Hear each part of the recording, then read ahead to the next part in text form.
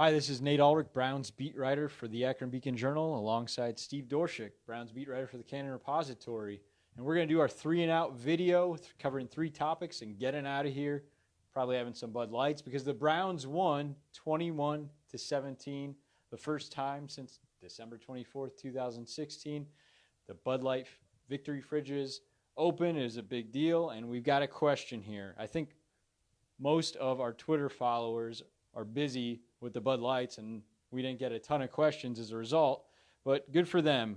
We did get one here to kick us off. Should Hugh, meaning Coach Hugh Jackson, be fired for not starting Baker? Seriously. And this is from a guy whose handle on Twitter has something to do with being a burner account. So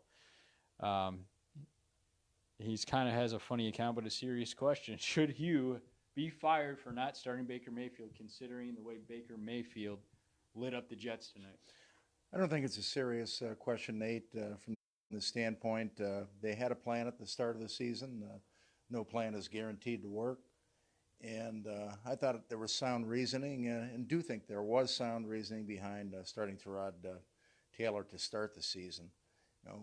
So, no, I don't put any credence. What I think about you is, to me, the fair way to handle Jackson would have been to give him a quarter of the season. And I know this coaching staff is one that divides seasons into quarters. And I know that John Dorsey has that same sort of mindset as many people in the NFL do. Divide the season into quarters. And I do think that after the first quarter, that is Game 4 at Oakland, they would have thought seriously about firing Jackson if things looked a certain way. But the way things look tonight, I don't think there's going to be any thought entertained of firing you. I agree. I don't think that,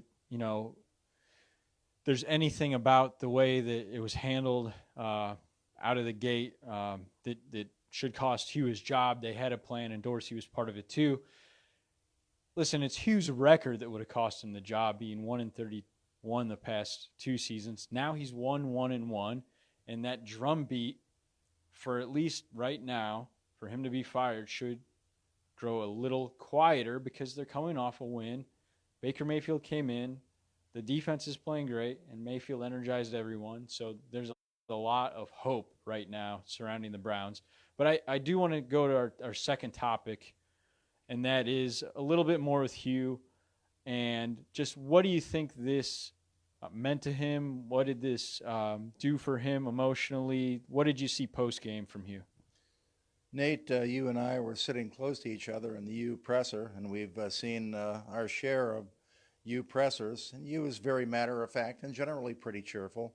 At times this training camp and preseason and into the season, he's been a little bit testy and kind of betraying the pressure that would naturally be on a guy on a seat as hot as his. But what we saw from you tonight, I thought, was not a new Hugh Jackson, but a Hugh Jackson who was taken to a transcendental place. I've never seen Hugh this happy. It was almost impossible to ask you questions and kind of soak in. I think we were both sitting in the front row, right? But we had point blank a view of Hugh and his mood, and boy, was he in a fantastic mood. And it was hard not to be kind of warmed just by the glow coming off of the podium tonight. You could see the weight that was lifted off his shoulders and the difference in his face. Here's what I will say about Hugh and the post-game, aside from his mood. He stuck to his company line that he is always going to stick to when asked if Baker Mayfield is going to be the starting quarterback now moving forward, and that's that he wants to go back and look at the tape before making a decision. But people are on social media killing him for that. When I tweeted out, the reaction is now really, that's a fireable offense. But seriously, Hugh is going to start Baker Mayfield at Oakland. There is no turning back now. It is plain as day. The Baker Mayfield era is underway. Nate, I completely respect what Hugh Jackson did and the way he framed his comments after the game. And it was only all about one thing, and that one thing was Tyrod Taylor. Tyrod Taylor has earned a lot of respect. He's an average NFL starting quarterback at best. Tonight he looked like a well below average quarterback, but his body of work says he's an average NFL performer. He's an above average human being and a good leader, and has been exemplary in the way he's conducted himself since he got to Cleveland. And the only reason you didn't say, pound the table and say Baker's our quarterback is his respect for Tyrod Taylor.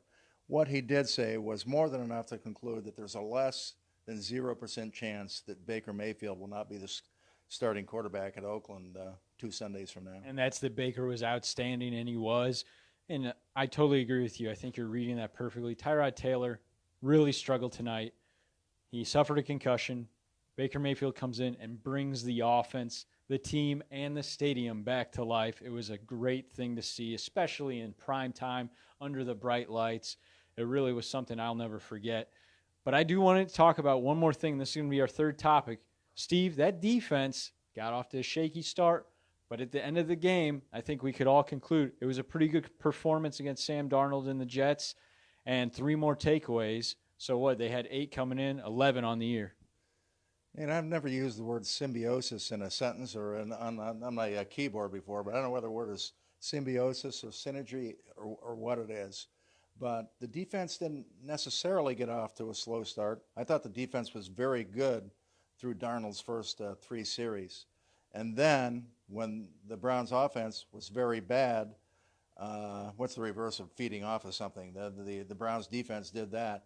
Only then, after another failed offensive possession and a block punt, did the defense begin to buckle a little bit. Yeah. And it buckled on that short field series, and it buckled on the next series.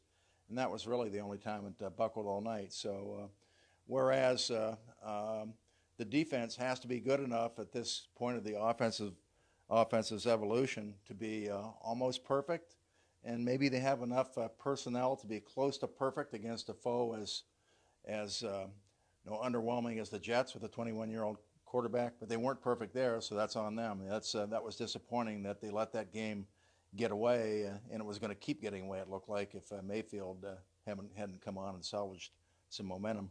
Right, and despite the defense giving up 14 points in the first half, they closed the game. We always talk about all these Browns losses. We've covered so many of them, especially in the last couple of years. When you're talking to players, what do they always say? We have to learn how to finish. We have to learn how to finish. We just don't know how to finish yet. We're going to learn eventually. Well, the defense actually finished today.